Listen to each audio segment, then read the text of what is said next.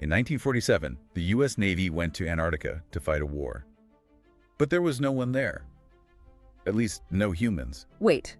That statement immediately raises profound and costly contradictions. 4,700 troops? A massive aircraft carrier? For a frozen wasteland? For a frozen wasteland. It just doesn't make any logistical or, frankly, strategic sense. Not in the immediate aftermath of a world war when resources were stripped bare for reconstruction. Well, welcome to the Deep Dive. You are joining us today as we peel back the layers of ice and, well, extreme secrecy surrounding Operation Highjump Task Force 68. Our mission here is to take the official, almost mundane history of this expedition. And hold it up against the hard evidence. Exactly. The logistical manifests, the unnerving unofficial accounts that somehow escaped an immediate high-level information lockdown. And then the staggering geopolitical consequence that followed, the Antarctic Treaty System. We really need to understand what the U.S. Navy was prepared to encounter in late 1946. I mean, this was an era defined by an uneasy peace. The dawn of the atomic age. And rising superpower tension. Yet the largest fleet ever assembled for an Antarctic venture was sent to the most desolate, uninhabited place on Earth. The question isn't if they were prepared for a conflict. No, not at all. The question is against whom. Okay, let's unpack this with extreme care. To properly appreciate the mystery, you have to frame the historical context. Yeah. The world had just, completely exhausted itself fighting World War II. Resources were incredibly scarce, both in terms of manpower and critical naval assets. And the strategic focus of the United States was pivoting, and pivoting rapidly. It was all about rebuilding a shattered Europe and critically establishing primacy against the emerging Soviet menace. So diverting 4,700 personnel and 13 ships, including multiple frontline combat vessels, to Antarctica for a supposed scientific survey. It's a phenomenal, almost unbelievable allocation of national effort and treasure. It just screams of a high-priority, concealed operational objective. One that dwarfed any concerns about domestic reconstruction or the immediate Cold War threat in Europe. We have to start with the cover story, because it sounds perfectly reasonable on paper. They had to tell Congress and the public something. Of course. You need to understand what they claimed they were doing versus what they actually brought with them to do it. Let's get into that official narrative. So the official story, the one presented to the press and detailed in the public documentation for Task Force 68, it outlined 4 primary objectives. Okay, what were they? First, training personnel in frigid conditions, standard, benign military preparation. Second, testing newly developed cold weather equipment. Again, a logistical necessity. Makes sense. Third, consolidating U.S. sovereignty claims over parts of the continent. A standard geopolitical chess move, sure, albeit an aggressive one. And the last one. And finally, conducting general geographical, geological, and meteorological surveys. All very neat, very benign, and, very plausible on the surface. But the sheer magnitude of the deployment, led by the celebrated national hero, Rear Admiral Richard E. Byrd, was anything but benign. We're talking about an imposing Marshall deployment that just defied the scale of every single previous Antarctic exploration. And the detail here is absolutely crucial for you, the listener, to grasp the size of this thing. Task Force 68 included approximately 4,700 officers and enlisted men. This was not a small team of scientists and support staff. Not at all.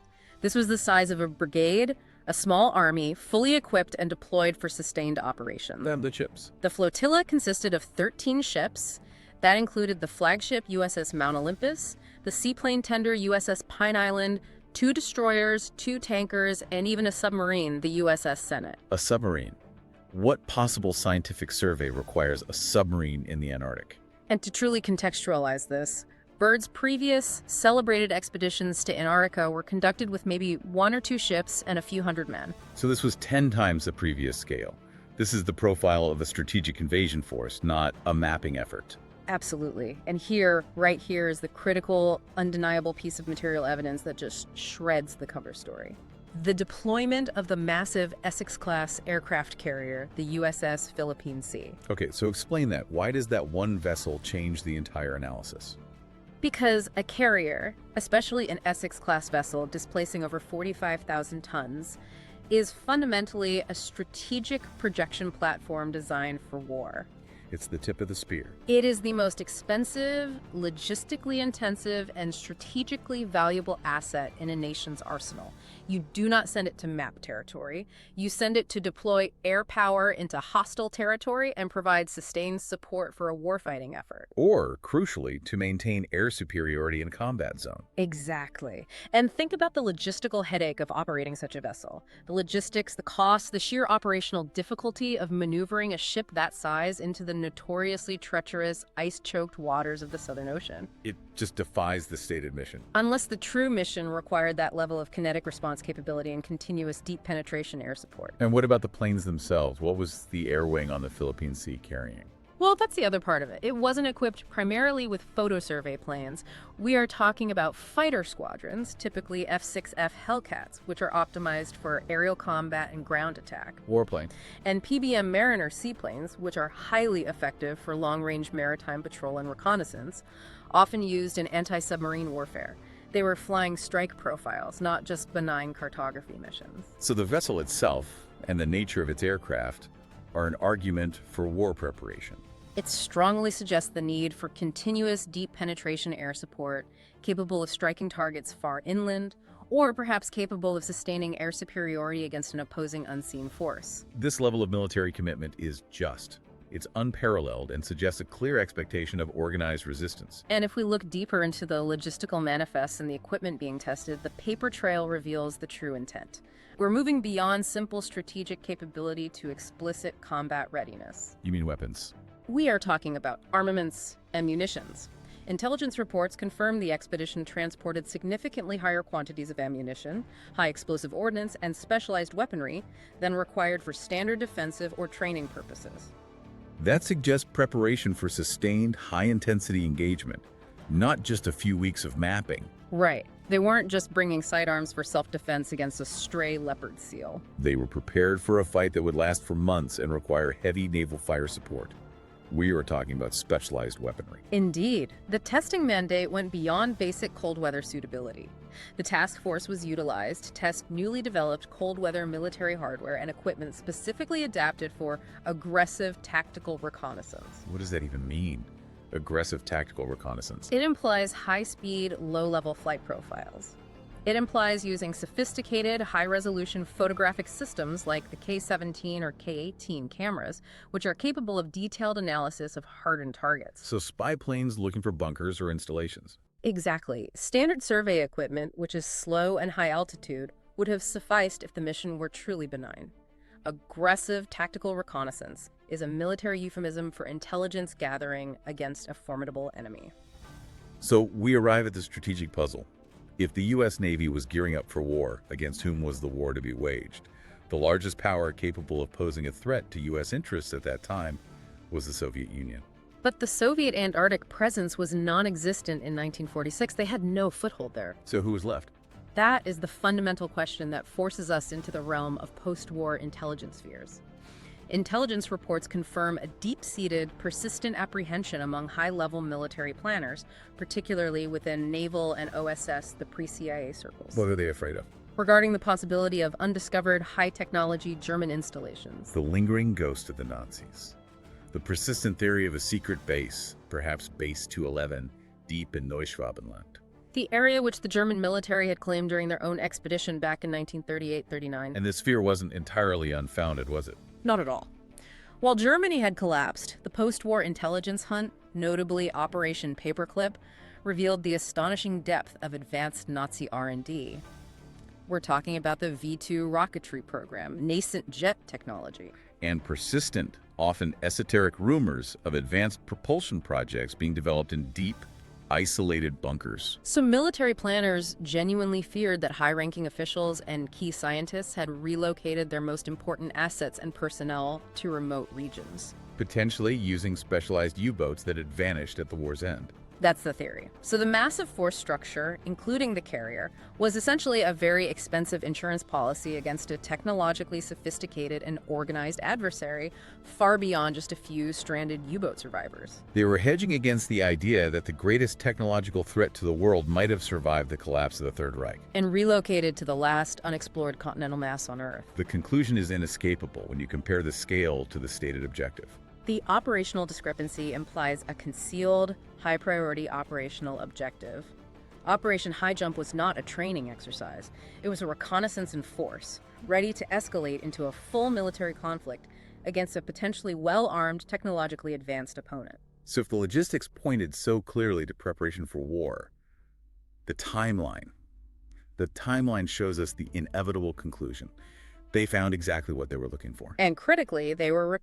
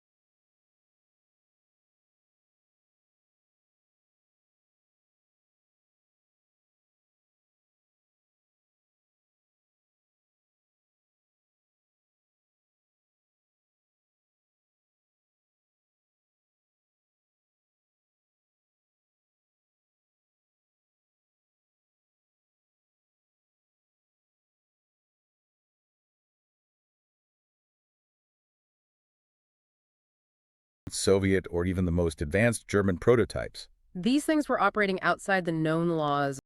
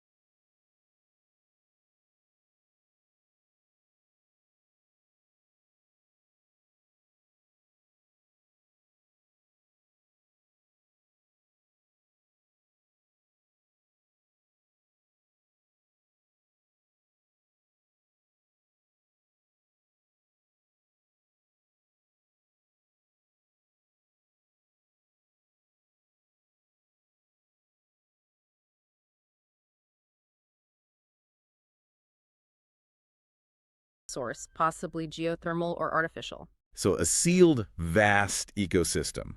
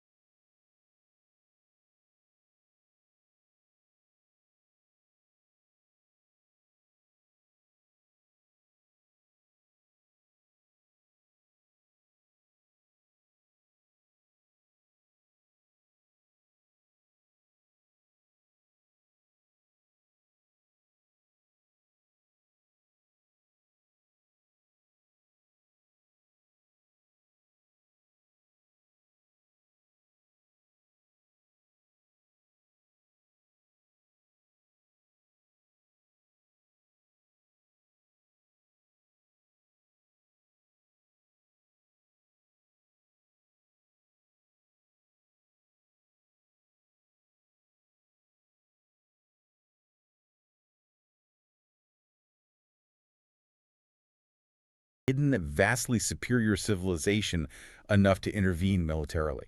The aftermath was